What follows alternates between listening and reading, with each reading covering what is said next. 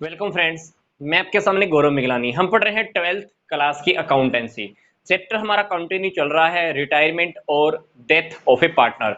इस वीडियो में हमने दो प्रैक्टिकल क्वेश्चंस डिस्कस करने हैं।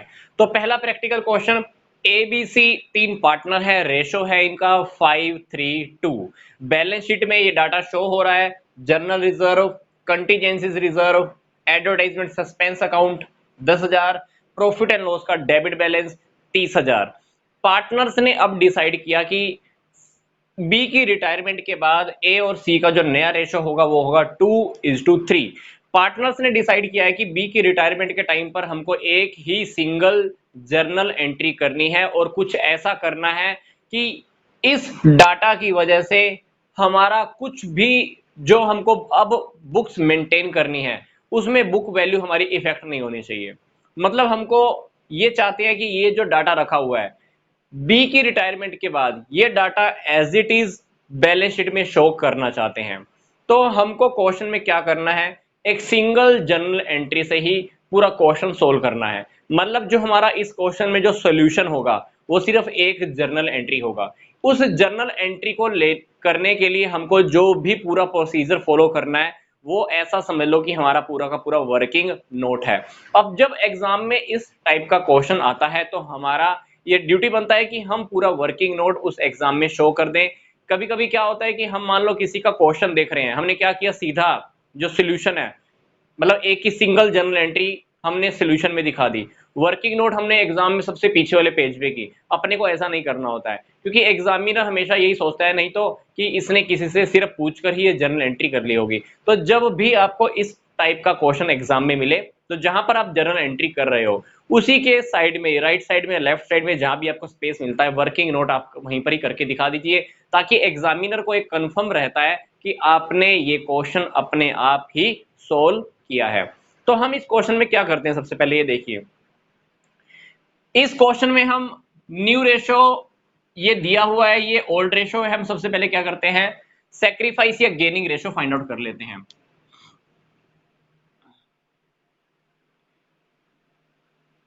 New ratio minus old ratio. ये देखिए ए का नया रेशो कितना है,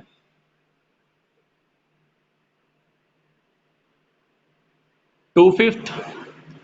ए का पुराना 5:10। बी तो फर्म से चला गया। सी का नया 3/5। सी का पुराना 2:10। आप एलसीएम लेके इसको सोल्व कीजिएगा। क्या आ रहा है, 5।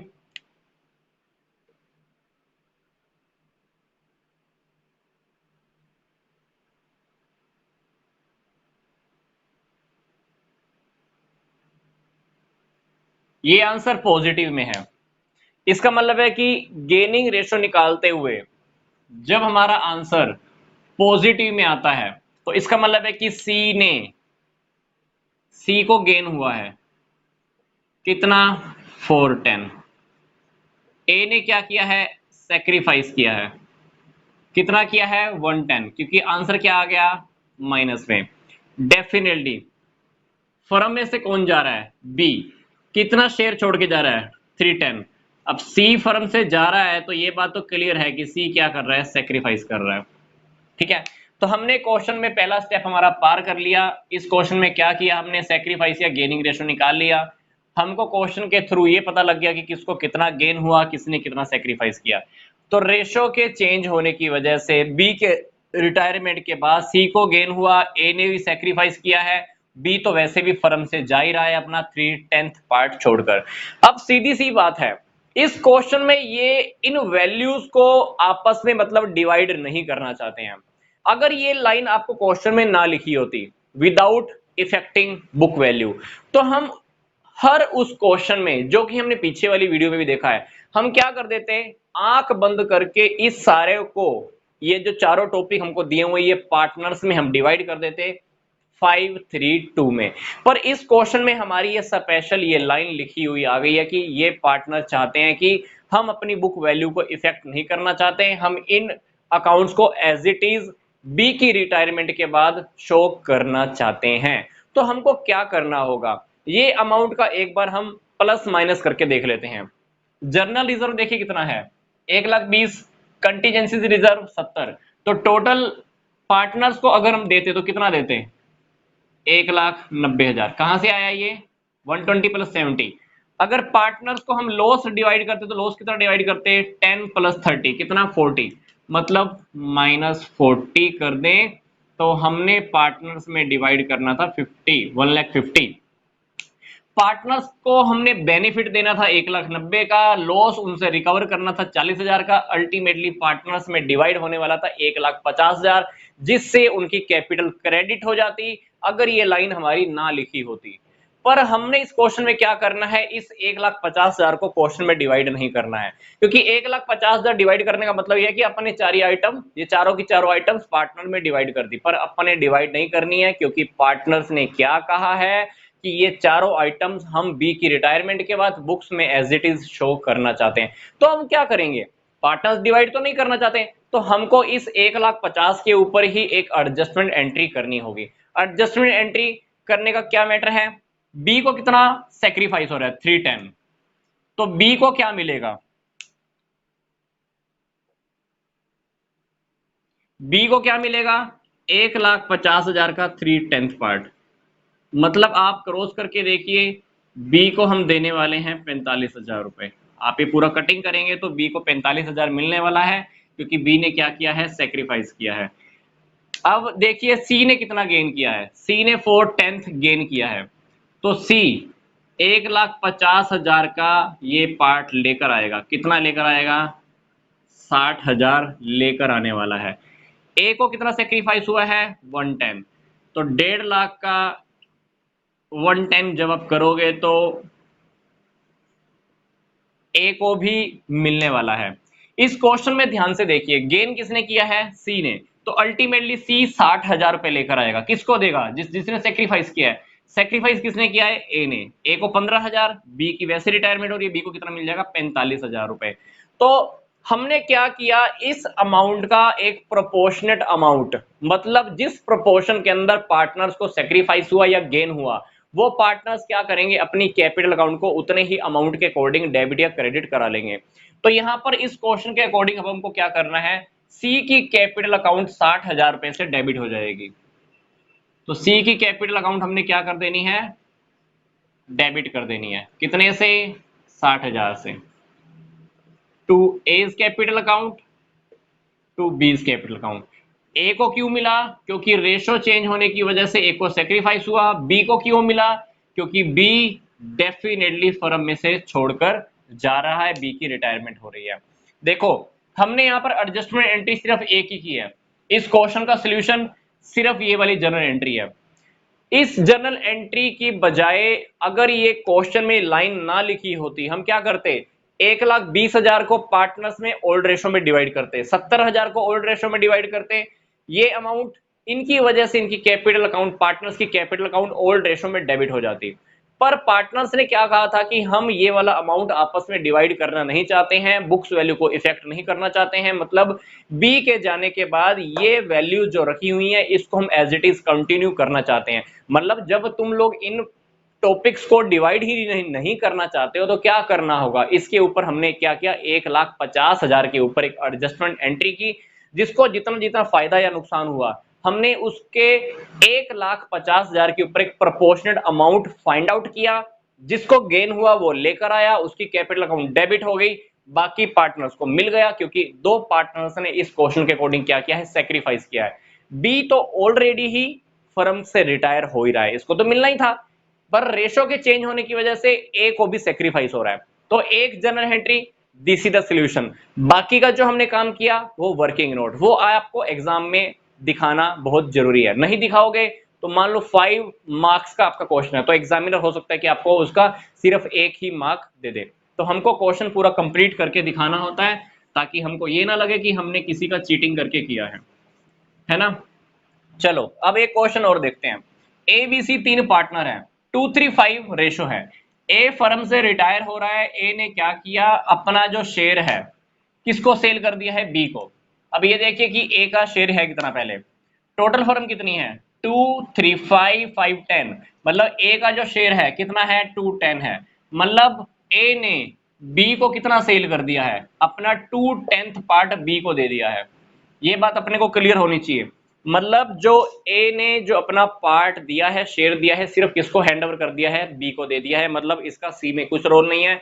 मतलब जो गेन होने वाला है, गेन करने वाला पार्टनर है, वो कौन है, बी है। सेक्रीफाइस ए ने किया, गेन सिर्फ किसने किया है, बी ने। ये बात अपने को क्वेश्चन क्लियर हो गई, पहली बात।